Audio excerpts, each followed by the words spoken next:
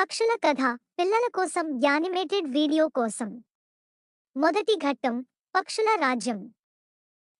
పూర్వకాలంలో ఒక సుందరమైన అడవిలో పక్షుల రాజ్యం ఉండేది. ఈ పక్షుల రాజ్యంలో పెట్టెలు, కొంగలు, గూబలు, కాకులు, ఎగిరే పక్షులు అన్నీ కలిసుండేవి. వీరికి ఒక సామాన్య లక్ష్యం ఉండేది, అందరికీ సంతోషం మరియు శాంతి కలిగించడం. రెండవ ఘట్టం చిన్ని పెట్టుడు. ఈ రాజ్యంలో పిట్టూడు అనే చిన్న పెట్ట ఉండేది. పిట్టూడు ఎంతో చురుకైనది, కుతూహలమైనది. కాని అది ఎప్పుడూ తనకి ఏమాత్రం భయం లేదని అందరికీ చెప్పుకుంటూ ఉండేది. ఒకరోజు పిట్టూడు తన మిత్రులైన చిలుక మరియు కాకితో కలిసి అడవి లోతుల్లోకి వెళ్ళింది. మూడవ ఘట్టం గోప్యమైన అడవి. పిట్టూడు, చిలుక, కాకి అడవి లోతుల్లోకి వెళ్ళినప్పుడు ఒక పెద్ద చెట్టు కనిపించింది. ఆ చెట్టుపై చాలా పెద్ద నెత్తురు పింజరాలు కనిపించాయి.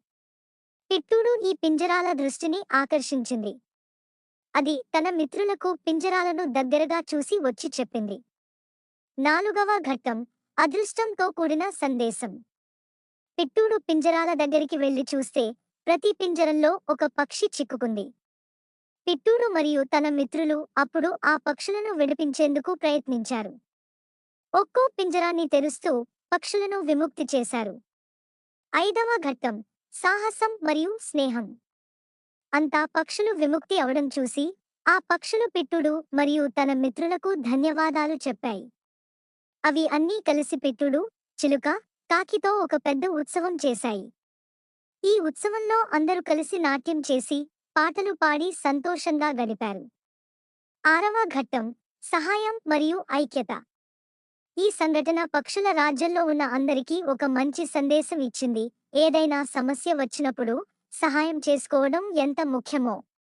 పిట్టూడు తన మిత్రులతో కలిసి సహాయం చేసిందని అందరూ ప్రశంసించారు.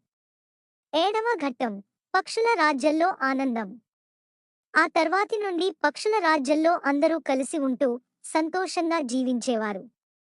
పిట్టూడు తన సాహసాల వల్ల అందరికీ ఆదర్శంగా మారింది.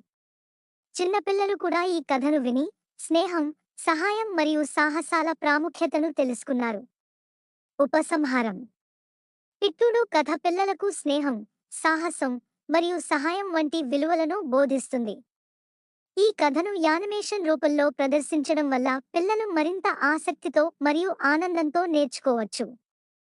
యానిమేషన్లో రంగులు, గీతాలు, పాటలు మరియు సాహసిక కదలికలు కలిపి ఈ కథను మరింత ఆకర్షణీయంగా చేయవచ్చు.